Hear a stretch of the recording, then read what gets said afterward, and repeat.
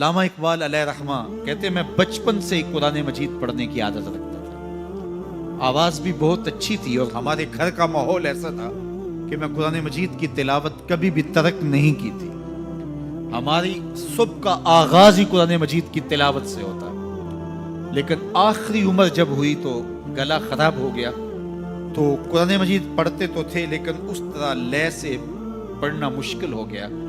تو جس طرح لوگ حال پوچھتے ہیں جناب کیا حال ہے، تو لوگ بتاتے ہیں کہ یہاں درد ہو رہی ہے اور یہ مسئلہ ہے یہ مسئلہ ہے، لیکن اقبال سے کوئی جا کے پوچھتا کہ حضرت کیا حال ہے، تو اقبال کہتے کہ لطف قرآن سحر باقی نہ مان، باقی سارے مسئلے ٹھیک چل رہے ہیں، جو سحری کے وقت قرآن پڑھنے کا مزہ آیا کرتا تھا وہ مزہ مجھ سے چھن گیا ہے، اس لیے کہ میرا گلا خراب ہو گیا۔ اللہ نے آپ کو سحری کے وہ لطف اور وہ مزے اور وہ سرور نصیب کیے ہیں، کبھی ان سے محروم نہ ہونا، اپنی صبح کا آغاز قرآن مجید کی تلاوت سے کرنا۔ اور اقبال نے اپنے ایک دوست کو لکھا، کتنی خوبصورت بات لکھی، کہا قرآن مجید کا مفہوم اور ترجمہ نہیں بھی آتا پھر بھی قرآن مجید پڑھتے رہنا، خالی ناظرہ قرآن مجید پڑھنے سے دل کا تعلق رسول اللہ کے دل سے جڑ جاتا ہے، اس لیے کہ قرآن حضور کے قلب اطہر کے اوپر نازل ہوا تھا، یہ سندیسہ ہے ہمارے خالق کا ہمارے نام، تو ہم اس کو سمجھیں کہ اس میں ہمارے نام پیغام کیا ہے، ہمارے نام میسج کیا ہے۔ اس کتاب اللہ پہ عمل کرنا یہ ممکن تبھی ہوگا اگر ہم اس کتاب کو سمجھ کے پڑھیں گے۔ یہ کتاب ہمارے نام پیغام کیا دیتی ہے، کہاں سے روکا ہے، کہاں سے اس کتاب نے ہمیں جو ہے وہ منع کیا اور کن امور کے بجا لانے کی تلقین کی ہے۔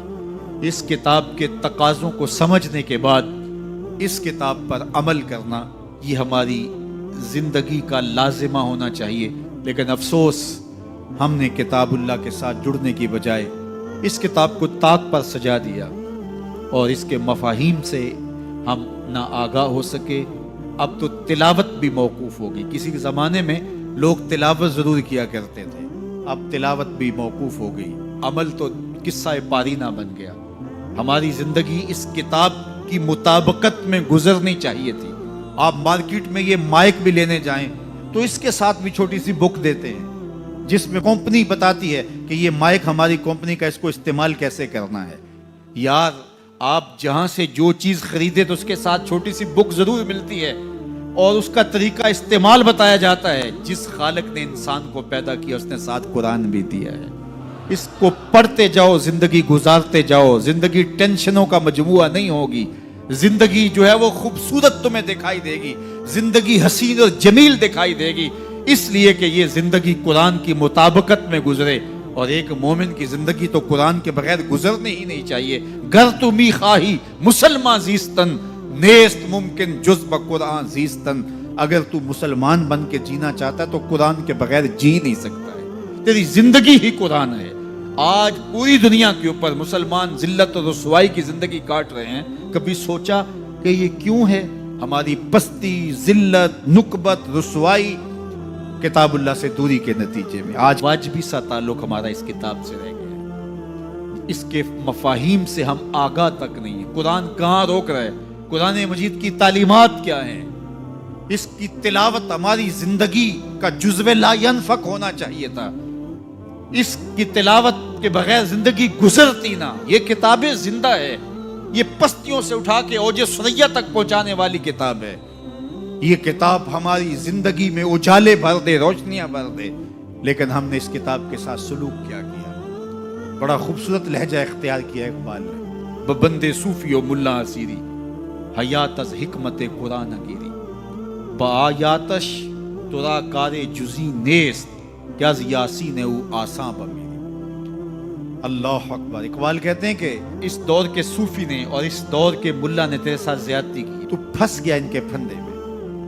صوفی نے بھی تجھے اور سمت لگا دیا اور مولوی نے بھی تجھے اور سمت لگا دیا۔ جو منصب تھا صوفی و ملا کا، تجھے جس راستے پہ ڈالنا تھا اس راستے پہ انہوں نے تجھے نہیں ڈالا۔ اس کتاب سے تیری دل بستگی نہ ہو سکی، اس کتاب سے تیرا تعلق مضبوط نہ ہو سکا۔ قرآن سے تجھے صرف اتنا سروکار ہے کہ جب تیرے بوڑھے کی روح اٹکی تو تو سورہ یاسین لے کے بیٹھ گیا کہ میں اس کی تلاوت کروں اور اس کی روح آسانی سے نکل جائے. وہ کہتے ہیں اس میں کوئی شک نہیں کہ اس کی روح آسانی سے نکلتی ہے. سورہ یاسین کا مرنے والے کو فائدہ پہنچتا ہے.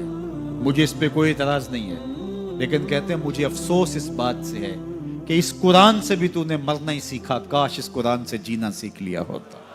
یہ کتاب زندگی ہے، یہ کتاب حیات ہے.